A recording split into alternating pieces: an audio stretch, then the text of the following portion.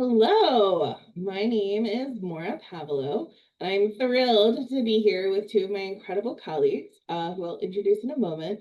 Today, we are coming from the National Center for Learning Disabilities, NCLD, and we're going to talk about Agile Mixtape, lessons in trust, creativity, and neuroinclusivity.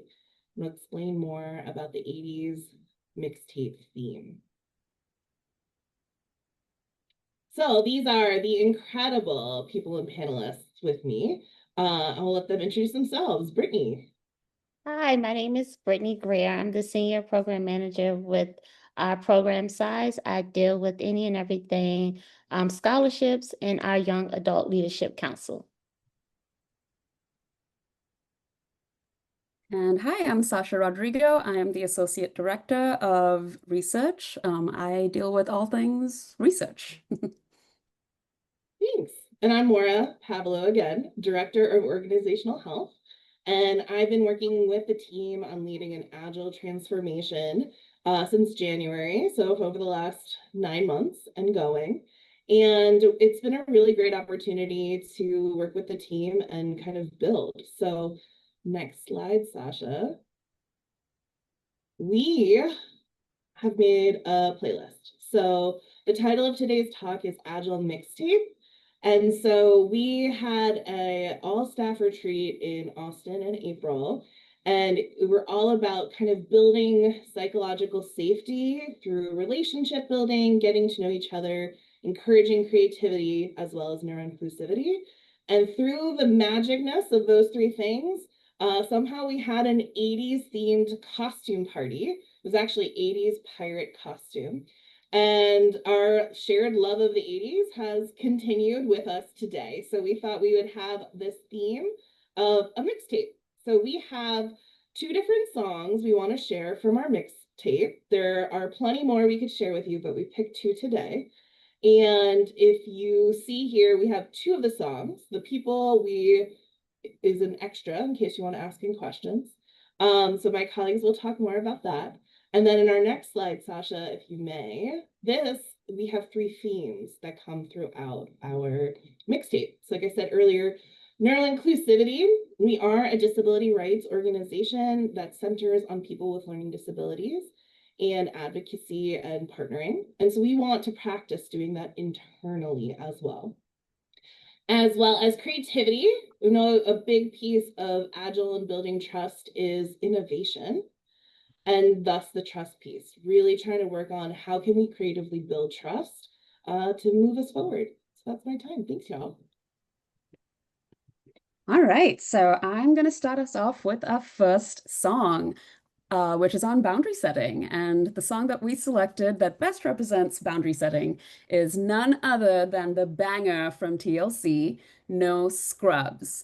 No, I don't want your number. No, I don't want to give you mine. And right, that wonderful song. TLC really knows what they want and what they don't want, right? They're clear about that, and they're clear about their boundary setting.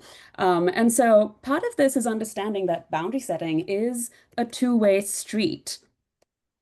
And so building that trust, feeling comfortable establishing those boundaries, and on the other end, respecting those boundaries is a two-way street. It's not only considering personal success, but also team-wide success. Right? It's not an act of selfishness. When I was in the PhD program in grad school, no was really not an option, right? It was not necessarily a no forward environment. You said yes, even if it was outside your capacity, outside your skill set. And unfortunately, that's something we see in academia quite a bit. And that's really not setting us up for failure. That's not setting us up for success. In fact, that's setting us up for burnout. And so part of being agile is about building a trusting environment in which folks feel comfortable establishing and respecting those boundaries, and understanding that boundary setting is in the best interest of the whole team. If you're looking out for yourself, you're actually looking out for the team. So how do we make sure that no actually makes room for yes? Well, we have to get creative. We think outside the box and work around the existing boundaries to ensure personal and team-wide success and inclusivity. For example, one of our teammates, Alicia, could not make it to our in-person retreat in Austin. And we were really bummed about that because, we're a remote organization and we really wanted her to be there. But, we respected that and we reached out to her and said, hey, would it be okay if we made you into a popsicle stick so that you can still be involved? And she said, absolutely. So we made her into a popsicle stick. And we were able to, take little popsicle stick Alicia around and we took pictures with her. We had her participate in the costume contest, as you can see. We fed her chips and salsa. She gave us that enthusiastic consent. And so we were all about it. Which also gives us an important lesson in understanding the difference between obligatory consent, like what I experienced in grad school, which isn't true consent, right? And enthusiastic consent, which is what allows for a neuro-inclusive environment. Our research team flew to Baltimore for an internal meeting with our research partners, and one of our research partners was staying at an Airbnb to accommodate for the fact that she couldn't find a dog sitter.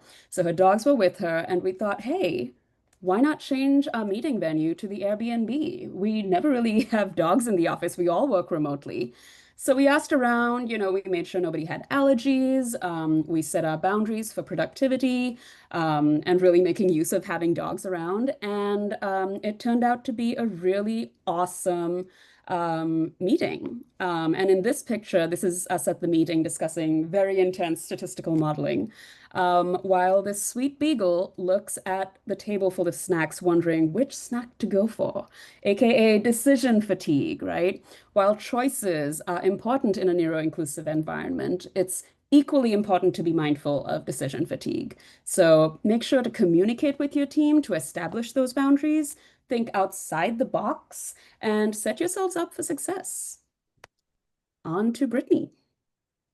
Awesome. Thank you, Sasha. So on to song number 2. We proudly present Rick Astley's song, Never Gonna Give You Up, which was actually debuted on his 1987 album, Whenever You Need Somebody, which is such poetic justice when you think of our team and how we are all in this together. Our organization is comprised of a small but mighty team, and with our team, we are all leaders. And with our leadership comes transparency, which helps us to encourage accountability.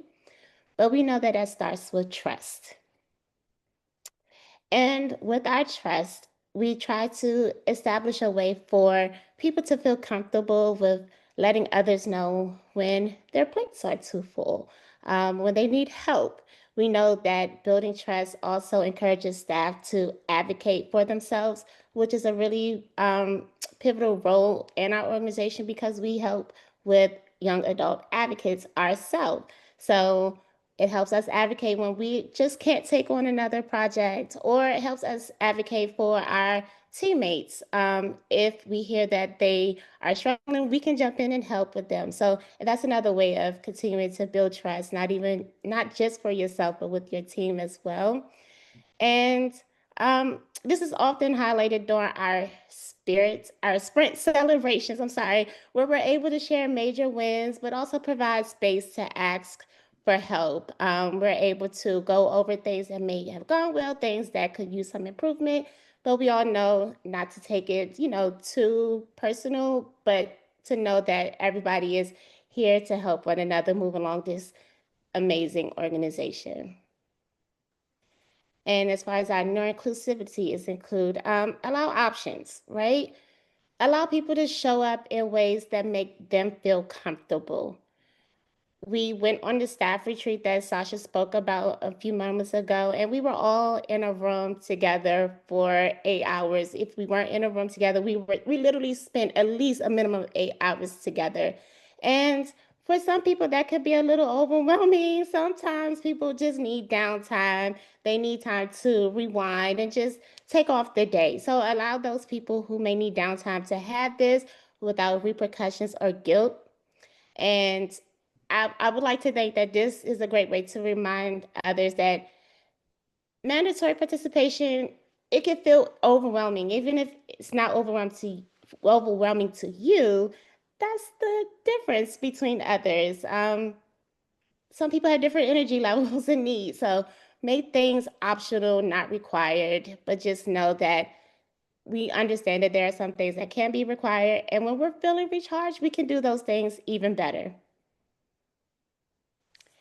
As far as our creativity is concerned, we believe that creativity helps employees tackle challenges from multiple angles. There's not one way of just doing things correctly. Um, and an example I can provide for you, in August, the Culture Committee, it's also new with NCLD, we wanted to celebrate the summer coming down, and we asked that everybody share a baby picture of their favorite summer activity. But we know that people can be vulnerable. Maybe not everyone wants to share baby pictures. So we gave them the option to choose um, emojis or gifs or just pictures that they may have found off on the internet. But kudos to the Culture Club because we had 100% participation of the baby pictures. And I would like to think that that showed that we act within good intent and no harm.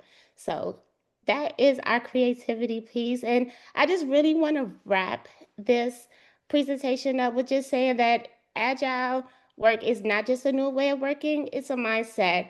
It's about embracing change and delivering value that is meaningful and helps us to learn and improve together in the workplace. So it's not about perfect plans, but in people who just really try and who are very adaptable.